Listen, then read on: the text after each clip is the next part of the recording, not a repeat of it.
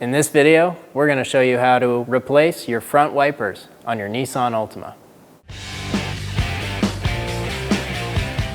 To remove the wiper, twist up and there's a little clip. Push down on the clip, fold the wiper back down, and push towards the arm. Do not let go of this because it will spring back and it can crack your windshield. Have the new wiper ready to go nearby.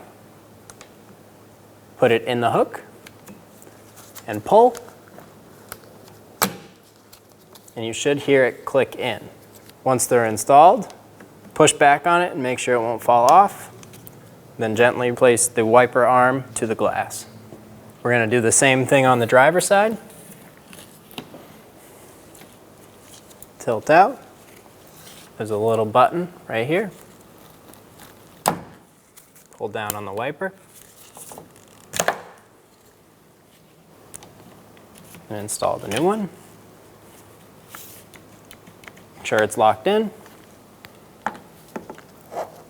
And replace it to the glass. When only the best will do, demand TRQ. The only company that lets you view before you do. TRQ is committed to offering the highest quality aftermarket auto parts that are engineered for peace of mind. Thanks for using and viewing with TRQ.